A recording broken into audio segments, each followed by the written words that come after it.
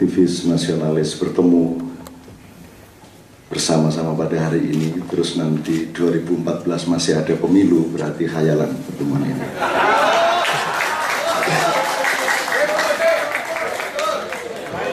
Kalau dalam waktu 1-2 tahun belum ada penjebolan konstitusi dan undang-undang yang anti rakyat dan anti nasionalisme, dan kemudian kembali kepada posisi 17 Agustus 45 dalam waktu 1-2 tahun, apapun caranya, maka pertemuan ini adalah pertemuan takhayul. Saya mohon maaf atas, jadi gini, saya mohon maaf sama mas-mas yang ya babak kedua, karena saya tadi kemarin itu di Pancor di Lombok Timur, ya biasalah ketemu orang kecil di sana 3-4 ribu siang malam, terus nanti malam saya harus di Gor Mataram, jadi mau nggak mau saya belum punya kewenangan untuk menunda flight Garuda, sehingga saya harus cepet-cepet setelah jam 12 ini lari ke bandara, jadi saya mohon maaf. Juga karena waktu saya sangat sempit, oleh panitia saya dibatasi paling lama 10-15 menit, maka saya datang ke sini ini membawa teks yang bahasanya bukan bahasa aktivis tapi bahasa orang biasa sehari-hari, jadi agak kurang, ya bahasanya Ivan waktu di Berlin lah. Pertama, negara itu gunanya supaya 3 hal pada manusia dan rakyatnya itu aman. Jadi pemerintah itu dibayar untuk mengamankan 3 hal. 1, nyawanya. Nomor 2, martabatnya. Nomor 3, harta bendanya. Di luar 3 itu nggak ada apa-apa. Nah sekarang kalau mau revolusi, ini mau ambil sebab yang mana ini? Banyak nyawa hilang, apa martabat hancur lebur, apa karena harta benda terlalu banyak dicuri? Ketiga-tiganya. Tapi ini masing-masing akan memberi output yang berbeda pada skala prioritas dan akurasi-akurasi strategisnya agak berbeda. Kalau pertimbangannya harta benda, ya seperti reformasi saja, bilang sama Soeharto, ini jangan nyuri sendirian, saya juga pengen nyuri. Maka sekarang jadi Soeharto semua seluruh Indonesia. Nah jadi yang mana mau martabat? Kalau soal martabat, ayo, karena kita sudah tidak punya martabat. Kita sudah mengalami peristiwa-peristiwa pemerintahan yang sangat menghina martabat manusia, sangat menghina akal sehat, sangat menghina. Gunanya sekolahan itu supaya jelas dia kerjaannya nanti, kan gitu kan? Kalau dia sekolah ekonomi, dia ntar ngurusin ekonomi. Kalau dia sekolah peternakan, ntar ngurusin kambing dan ternak-ternak. Kalau sekolahnya IT, jangan ngurusin olahraga. Nah terus gunanya universitas apa? Nah, dulu Gus Dur yang merintis ini, ASIK, ahli fikih, ngurusin teknologi. Nah itu kalau Gus Dur enggak apa-apa karena dia wali ke-10.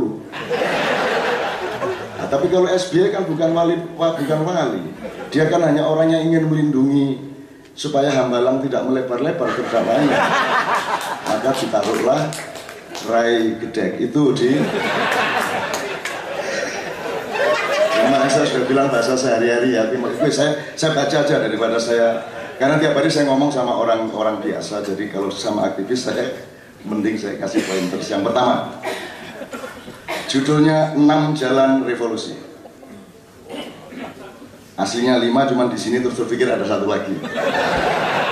Pertama saya ingin ngomong buku ini dulu, ngomong merajut kembali Nusantara. Saya usul, ini Nusantara pada skala waktu yang mana? Nusantara sejak Angkatan 28, Nusantara sejak Demak, Mataram, atau sejak Mojopahit, atau sejak Sriwijaya, atau Ratu Sima, atau yang mana? Kan gitu, atau Nusantara Kus-Plus, Nusantara berapa, volume berapa? Jadi kalau mau ngomong merajut kembali Nusantara, harus diperjelas dulu melalui penelitian yang objektif, diskusi para expert, maupun diskusi publik untuk memastikan bangsa Indonesia ini satu. Harus dipastikan kita ini bangsa Garuda ataukah bangsa emprit. 2, apakah kita ini bangsa besar ataukah bangsa kerdil. Yang jelas, Sebab kebangkitan orang besar berbeda dengan kebangkitan orang kerdil. Kebangkitan ayam berbeda dengan kebangkitan burung. Kalau kamu tidak tahu kamu ayam atau burung, bagaimana caramu bangkit? Sudah jelas kamu ayam mau terbang-terbang. Kan begitu kan? Kamu cacing mau menerkam-nerkam, kan begitu. Jadi orang Indonesia kehilangan dirinya dan tidak pernah mencari siapa dirinya. Jadi kalau mau merajut Nusantara kembali, harus ada penelitian yang cukup panjang dan ada diskusi di semua lapisan. Nomor 3, kita ini bangsa merdeka ataukah bangsa jajahan? Amerika itu penjajah ataukah tangan panjang penjajah? Ada 3 tipu daya dunia, 3 tahap sejak lahirnya Isa. Tahap pertama, tidak terima Nabi Musa kok disaingin sama anak ajaib. Kalah populer Nabi Musa. Ini kan bayi tidak punya bapak bisa ngomong. Kan Nabi Musa kan paling cuma belah laut, itu pun kalau disuruh baleni sorenya tidak terbelah lautnya. Karena yang sakti Tuhan, bukan tongkatnya dan bukan Musa lah. Jadi dia kalah hebat sama Nabi Isa. Akhirnya cemburu lah ini anak buahnya Musa. Terus akhirnya bikin rekayasa, memfitnah segala macam, berpuncak pada penyaliban Yesus Kristus. 37 tahun kemudian dibikin rapat setelah kenaikan Isa. Soalnya, loh setelah saya salib kok malah lebih populer. Kalah ini Musa. Oh, kan memang begitu hukum alam. Setelah video porno malah jadi hit. Noah. Kalau ingin jadi kiai dicium tangannya, zina dulu banyak-banyak, terus insaf jadi kiai baru populer. Gunanya Islam di muka bumi ini adalah khusus untuk para koruptor, begitu tertangkap pakai peci dan jilbab. Dan begitu diadili pakai tasbih, bunyinya asu.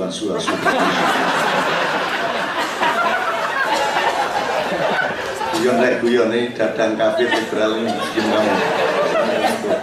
Oke, saya akan setia pada ini. Bangsa merdeka atau bangsa jajahan. Nomor 4, kita ini bangsa setua apa?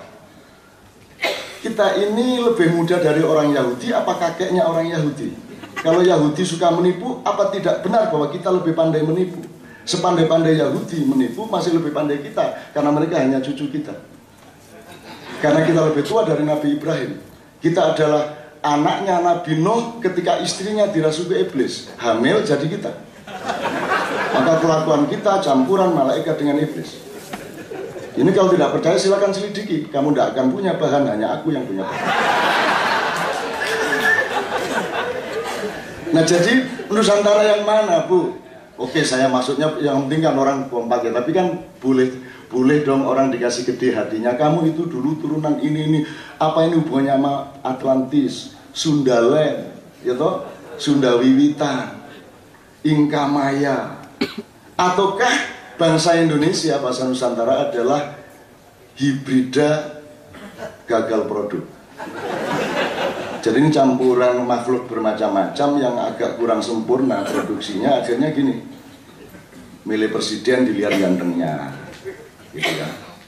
Semua menteri juga manis-manis, ganteng-ganteng. Dan banyak parameter lain. Saya baca aja, saya berkepanjangan kalau gini. Apakah bangsa Nusantara hari ini terserah siapapun asal-usulnya, terserah dia bangsa besar atau tidak?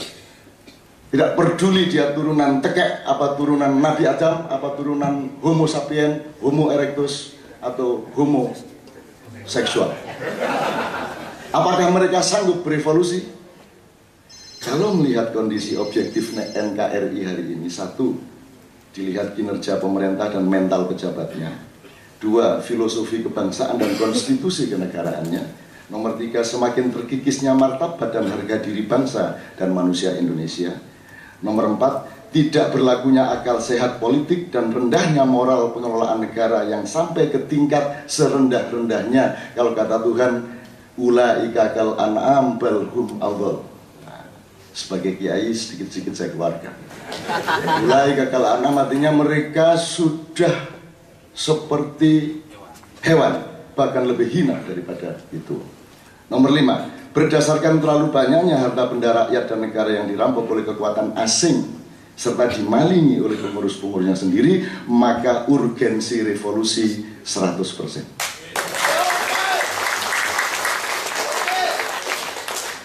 tak oke sih. Tapi kalau melihat kualitas kelas menengah hari ini, terserah parameternya Pak Ivan nanti yang bisa merumuskan. Kalau melihat tingkat kerapuan otaknya masyarakat, kerapuan rasionalitas masyarakat, melihat subhat ideologi, subhat itu apa? Dan subhat itu ambigu. Subhat ideologi dan nasionalisme aktivis di berbagai level dan segmen. Nomor 4, mustahilnya lahir kepemimpinan nasional seperti disebut tadi melalui pintu sistem dan undang-undang perpolitikan yang ada sekarang, maka kan terjadinya revolusi di bawah 10%. Tapi kalau melihat potensi watak revolusioner radikal anarkisnya manusia dan bangsa Indonesia, maka sesungguhnya sangat tinggi kemungkinan untuk revolusi dalam waktu dekat. Karena manusia Indonesia adalah manusia yang paling radikal, paling revolusioner di muka bumi. Berani naik kereta api 200 orang tanpa pegangan, berani kawin tanpa pekerjaan, berani beranak lagi meskipun kredit motor belum beres. Puncaknya adalah SBY bisa jadi presiden. Itu keajaiban luar biasa menurut akal sehat. Tapi tangguhnya kehidupan rakyat, ngawurnya para pemimpin, ribu-ribu perilaku nekat dalam berbagai bentuk, bidang dan ranah nilai menunjukkan bangsa Indonesia selalu siap untuk membiarkan kebobrokan. Kan revolusioner namanya kan. Mestinya kalau orang kesakitan kan marahin enggak, karena dia mampu revolusi atas dirinya. Rawo polor harap nopo, silahkan menindas, saya nggak akan apa-apa. Kalau revolusioner, ayo Belanda datang lagi, daripada yang nindas SBY mending kamu sekalian Belanda, ayo sini, campur Arab, campur Amerika. Rakyat selalu siap untuk kehilangan negara. Jangan dipikir kalau negara Indonesia bubar tahun 2015 katanya akan jadi 17 negara bagian terus rakyatnya sedih. Nggak. Rakyat Indonesia tuh nggak peduli ada negara atau tidak. Wong kerjanya negara cuma ngerepotin hidup mereka. Begitu bubar negara, syukuran istighosah sama siapa. Rakyat kok. Tuhan kaget loh, kok gitu? Saya salah bikin ini bahasa Indonesia. Dulu Gus Dur tok yang Tuhan bingung, saya dulu bikinnya nggak gitu loh. Sekarang saya Indonesia, Tuhan bingung loh, aku dulu bikinnya nggak gini. Ini mesti ada subversi iblis gitu. Akhirnya Tuhan nyari iblis nggak ketemu-ketemu sampai hari ini. Padahal di Cikeas ya.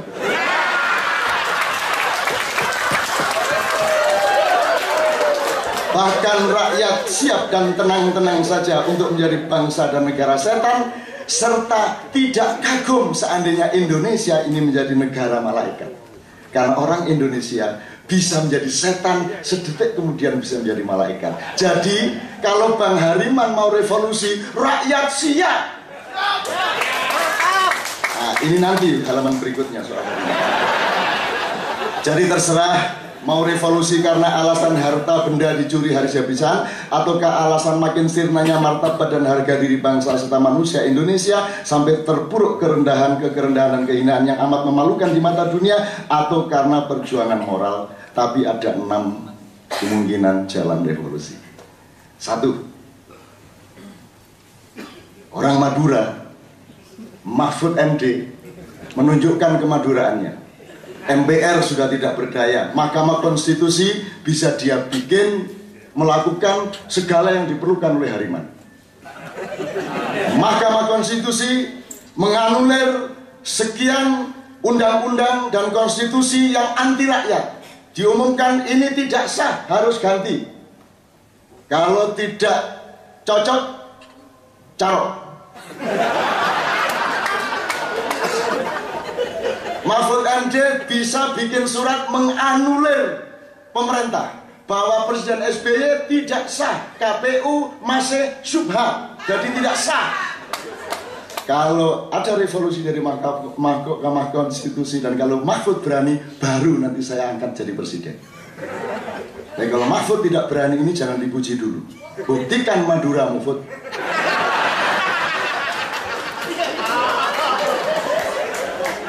Orang Orang Madura itu ijazahnya palsu saja dia bisa pertahankan terhadap KPK. Kalau ijazah saya ada palsu, kata si bupati, saya jadi gubernur. Tuhan saja dilawan sama orang Madura. Tuhan memberi terbakar rumah gara-gara dia rakus waktu jadi nelayan. Terus dia bilang sama Tuhan, Tuhan, masalah laut kenapa dibawa-bawa ke darat?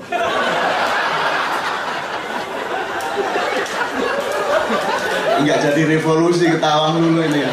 Dua, Presiden SBY, siapa tahu ya, melakukan tindakan revolusioner atas dirinya dan negaranya, mengacu pada Hayam Wuruk yang membatasi dirinya berposisi sebagai kepala kerajaan atau kepala negara dan menyerahkan kepemimpinan pemerintahannya kepada Perdana Menteri yang namanya Gajah Mada.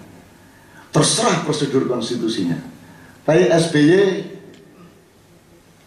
saya tak jadi lambang negara saja. Saya minta, saya akan bikin Dewan Negara, semua orang-orang tua yang terpercaya bersama saya. Terus nanti saya angkat Perdana Menteri, pokoknya entah apa namanya yang ngurusin. Ini kalau SBY berani. Kalau enggak apa-apa. Wong ini juga iseng-iseng. Nomor 3. Ini juga mungkin Anda tidak sangka, tapi saya optimis. Sesungguhnya alam pikiran rakyat, apa saja yang ada mengalir di saraf otaknya dan di kandungan hatinya, itu adalah produk dari media massa. Jadi sesungguhnya alat produksi sejarah yang berada, yang primer, alat produksi sejarah yang primer itu terletak di genggaman tangan media massa. Jadi media massa punya potensi sangat besar untuk bikin revolusi. Kalau di langit ada Lauhil Mahfuz, di bumi ada media massa. Maka rakyat bisa menyerahkan nasibnya kepada Yaakob Utama, kepada Gunawan Muhammad, kepada Surya Paloh, kepada Haritanu, kepada Dahlan Iskan, kepada Hilang alias Ica, dan lain-lain, untuk segera direvolusi seradikal mungkin menuju Indonesia baru yang adil dan makmur serta disukai oleh Tuhan. Nah, ini juga khayal, tapi siapa tahu bisa gitu. Yang beneran ini nanti nomor 6. Nomor 4, pengumpulan tanda tangan sebanyak mungkin se-Indonesia mosi tidak percaya kepada undang-undang ini, kepada DPR ini, kepada pemerintah ini, dan pokoknya kita kumpulin sebanyak-banyaknya. Nanti pada waktu pemilu tidak ada keabsahan secara kuota untuk mengadakan pemilu dan seterusnya. Ini Bang Hariman yang satu-satunya bisa menjalankan. Pintu revolusi yang kelima adalah santet massal atau bunuh diri nasional. Tetapi yang paling aku andalkan hari ini, sehingga aku jauh-jauh terbang dari Pancor Mataram ke Cengkareng, alternatif yang paling nyata adalah Hariman Siregar is back to the street of revolution. Biarin pokoknya. Pokoknya Hariman kembali ke jalan dan tidak akan beranjak dari jalan yang dia injak itu sebelum tercapai revolusi. Assalamualaikum warahmatullahi wabarakatuh.